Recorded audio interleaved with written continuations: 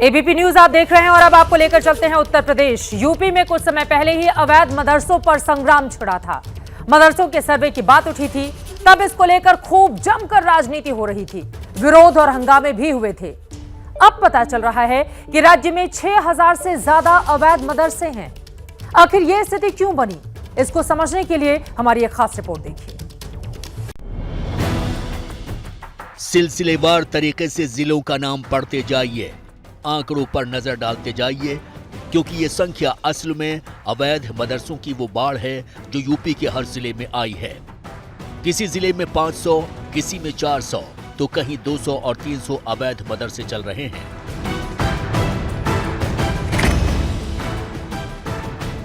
पिछहत्तर में से एक भी जिला ऐसा नहीं है जहां की गली मोहल्ले कूचे में अवैध मदरसा नहीं चल रहा।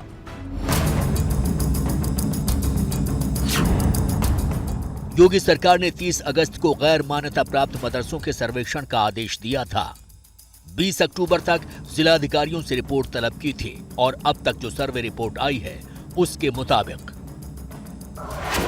पूरे यूपी में कुल 6512 के करीब अवैध मदरसों का पता चला है।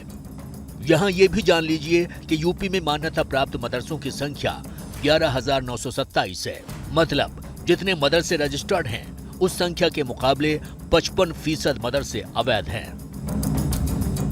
रजिस्टर्ड मदरसों को यूपी सरकार की तरफ से आर्थिक मदद मिलती है, समय समय पर उनकी जांच पड़ताल भी होती है। लेकिन अवैध मदरसे कैसे चल रहे हैं, कौन चला रहा है, पैसा कहां से आ रहा है, क्या कोई एनजीओ फंडिंग कर रही है या मदरसों को विदेशी मदद मिल रही है? ऐसे और भी कई सवाल सर्वे टीम ने मदरसों के संचालकों से पूछे, लेकिन ज्यादातर ठोस जवाब नहीं दे सके। बस इतना कह दिया कि जुटाए गए चंदे से सब चल रहा है। जो हमारे यहाँ के लोकल लोग हैं वो बेचारे आते हैं, डोनेट करते हैं। बाकी हमारी जो इदारे की दुकानें वगैरह हैं उन पे हमारा किराया आता है, उसी से हमारा खर्चा चल जाता है। तमाम के तमाम मदारिस पब्लिक के चंदे पर चलते हैं। अब तक जो मदरसा चल रहा है वो चल रहा है ज़कात और फितरों के पैसे से ही। यूपी सरकार के आदेश के बाद एबीपी न्यूज की टीम ने भी अलग अलग जिलों में पड़ताल शुरू की। जानना चाहा कि आखिर अवैध मदरसे चलाने के पीछे की वजह क्या है, तालीम और तरबियत कैसी दी जा रही है, पैसे कहां से आ रहे हैं। तो मदरसा संचालकों ने उल्टे सरकार पर सवाल दाग दिए। हिंदुस्तान में सैकड़ों रुपया सालाना आता है विदेश से मदरसों के लिए। अरे मदारिस के लिए साहब, और इनकी औकात नहीं है। मैंने अवैधुर रहमान साहब से कहा इनकी हैसियत नहीं है, इनकी औकात नहीं है।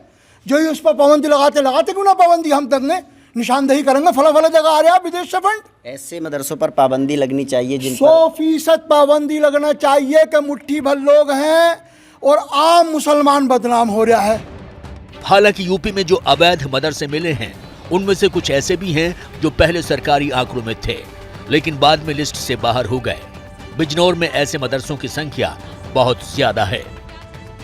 इस वक्त ज़िला बिजनौर के जिस इलाके में हम मौजूद हैं, यहाँ पर जिस मदरसे के सामने इस वक्त हम पहुँचे हैं, बताया जा रहा है कि इस मदरसे में भी कई सारी कमियाँ जो हैं वो सामने आई हैं। अंदर दाखिल अब होते हैं क्योंकि हमारा यहाँ पर कोशिश ये है कि जो यहाँ पर मैनेजर हैं, जो इंचार्ज हैं, उनसे हम बातचीत करें और ये जाने कि जब सर्वे हुआ था तो किन बिंदुओं के आधार पर यहाँ पर बातचीत हुई थी, किन बिंदुओं के आधार पर यहाँ पर जो सर्वे था वो हुआ था। फिलहाल अभी आप तस्वीरों में देख रहे हैं कि ये जो मदरसा है यहाँ पर पढ़ाई जो है वो चल रही है।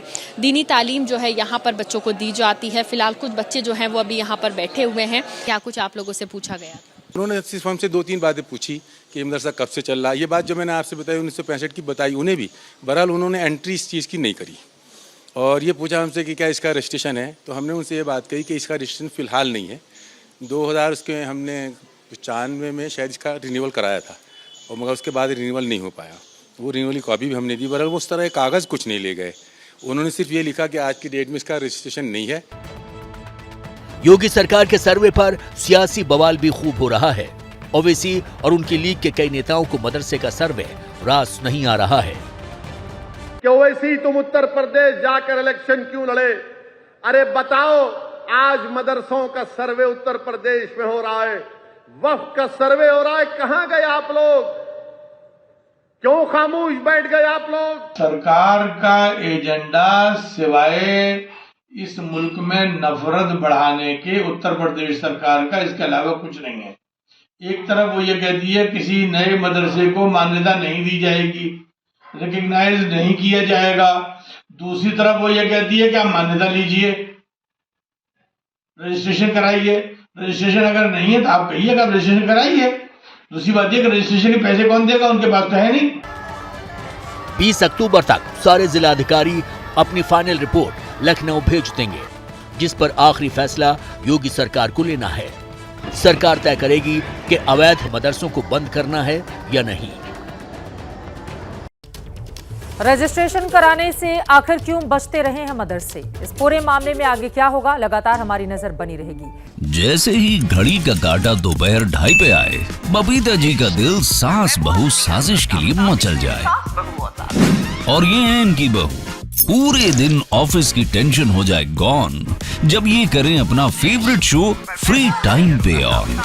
इनकी तरह आप भी देखें अपना फेवरेट शो अपने टाइम पर और डाउनलोड कीजिए एबीपी लाइव ऐप अपने स्मार्ट टीवी पर।